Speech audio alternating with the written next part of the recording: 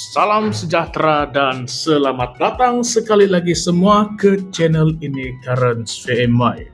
Pernahkah Anda terfikir atau pernahkah Anda membaca isu ini ataupun terbaca isu ini? Bagaimana kalau saya beritahu kamu semua yang mungkin selama ini kita telah melupakan satu bahagian penting di dalam sejarah kita. Bahagian yang boleh memberikan Malaysia alasan kukuh untuk menuntut semula 3 wilayah yang kini berada di dalam tangan Filipina. Mungkin isu ini kedengaran agak keterlaluan, tetapi tunggu dulu. Palawan, Balabac, dan Cagayan. 3 nama ini bukan sekadar pulau di peta Filipina. Ia menyimpan sejarah yang sangat dalam dan mengejutkan, terutamanya kepada rakyat Malaysia, khususnya di Sabah. Baru-baru ini, seorang aktivis MA63, tutor dan juga sejarawan, Remy Majangkim, telah membuka semula topik yang selama ini tenggelam di dalam arus massa.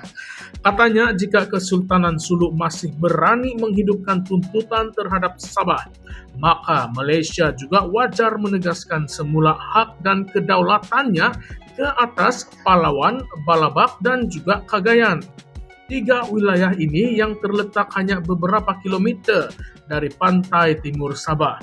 Malah sejarahnya sangat berkait rapat dengan tanah Borneo dan juga Kesultanan Brunei.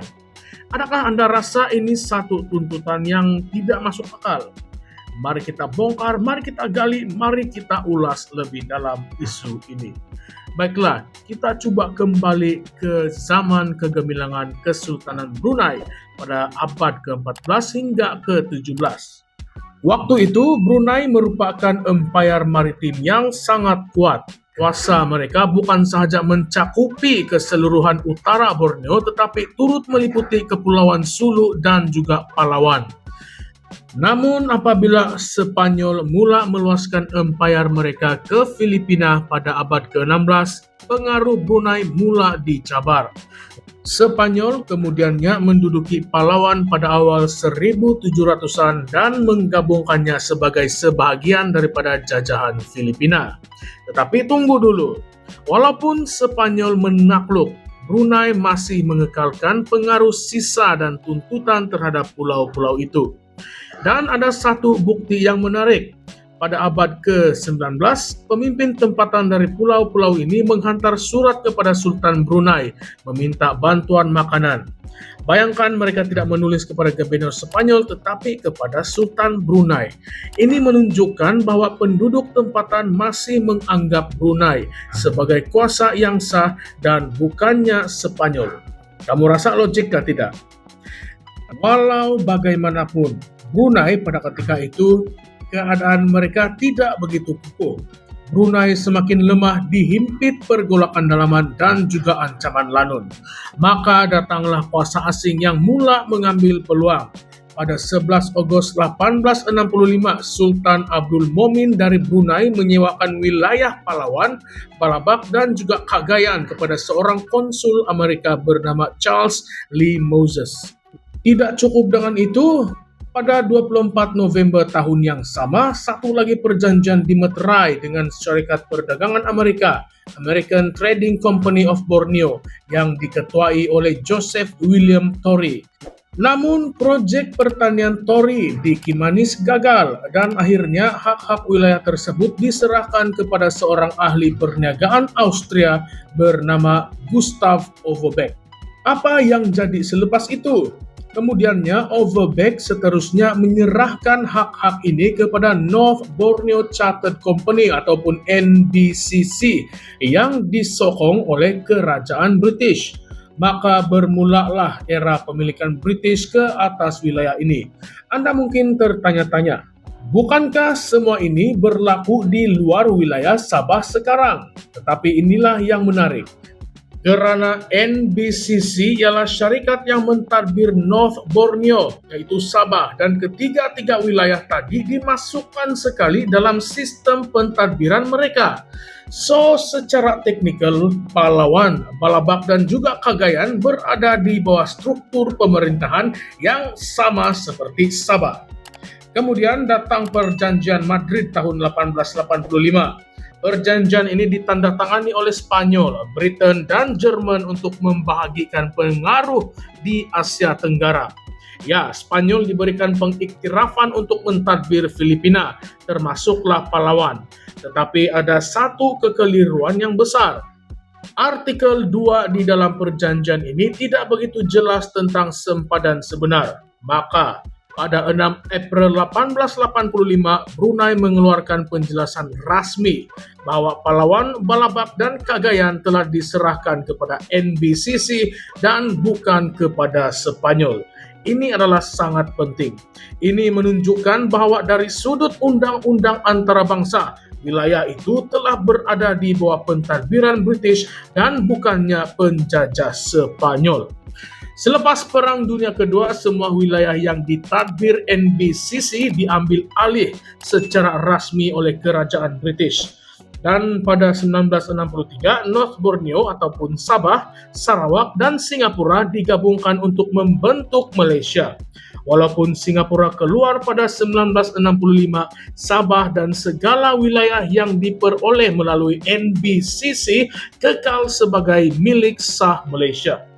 Jadi, mengikut logik dan dokumen yang ada, ketiga-tiga pulau itu sepatutnya masih berada di dalam garis warisan Undang-Undang Malaysia.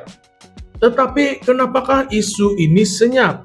Kenapa Malaysia tidak menuntut kembali Palawan, Balabak, dan Cagayan, sedangkan Filipina masih coba menghidupkan tuntutan ke atas Sabah melalui waris Kesultanan Sulu? Kita tidak lupa bagaimana pada tahun 2020 Mahkamah Timbang Tara di Spanyol membuat keputusan kontroversi yang memihak kepada waris Sulu dan Malaysia diminta membayar pampasan yang mencecah berbilion-bilion ringgit. Walaupun keputusan itu ditolak oleh Mahkamah Paris, usaha Filipina dan pihak-pihak tertentu untuk mengganggu kedaulatan Malaysia jelas berterusan. Walaupun begitu, di dalam kes tuntutan antarabangsa, Malaysia sebenarnya pernah berjaya. Kita pernah menang dalam kes Pulau Ligitan dan Sipadan menentang Indonesia di Mahkamah Keadilan Antarabangsa pada tahun 2002. Tetapi kita tewas dalam kes Batu Putih melawan Singapura pada tahun 2008. Tapi bukanlah kerana kita tidak hak, cuma kita gagal kemukakan bukti tambahan tepat pada masanya. Jadi kita tahu bahwa sejarah dan dokumen memainkan peranan yang penting. Maka, kenapa di dalam kes Palawan dan Balabak, Malaysia tidak menggunakan hujah sejarah yang sangat jelas ini? Sekarang saya ingin melontarkan persoalan untuk Anda semua. Tidakkah ini masa yang terbaik untuk Malaysia menilai semula sempadan geopolitiknya berdasarkan fakta sejarah? Kenapa kita hanya bersikap pasif dan bertahan apabila diserang, tetapi tidak bertindak secara proaktif untuk menuntut hak kita sendiri? Adakah Malaysia terlalu menjaga hubungan diplomatik sehingga sanggup mengetepikan hak sejarah dan juga undang-undang sendiri? Atau adakah pemimpin kita sendiri tidak tahu tentang sejarah ini? Kalau Sulu boleh menuntut Sabah dengan hanya berbekalkan perjanjian pajakan, bukankah kita juga berhak menuntut Palawan, Balabak, dan Cagayan berdasarkan perjanjian sewa, penyerahan hak, dan juga pengiktirafan antarabangsa oleh British dan Brunei sendiri? Persoalan ini sangat besar dan saya yakin perbincangan ini akan membuka mata ramai pihak, termasuk Anda yang sedang menonton sekarang ini. Jadi adakah kita akan terus berdiam diri atau sudah tiba masanya untuk Malaysia menuntut semula hak sejarah yang telah lama dinafikan? Kalau Anda rasa topik ini penting, tolong kongsikan video ini. Tinggalkan komen Anda di bawah dan jangan lupa untuk subscribe kepada channel ini Currents VMY. Di sini kami bukan sekadar melaporkan, bukan sekadar mengulas, tetapi kami mengungkap kembali sejarah yang tersembunyi dengan fakta, dokumen, dan persoalan yang bakal mencabar status quo. Kita bukan mencari sensasi, tapi kalau kebenaran itu menyakitkan dan menggoncang, biarlah ia menjadi permulaan kepada kebangkitan. Persoalannya, adakah Anda bersama kami? Terima kasih karena telah menonton. Kita jumpa lagi di dalam episode yang seterusnya.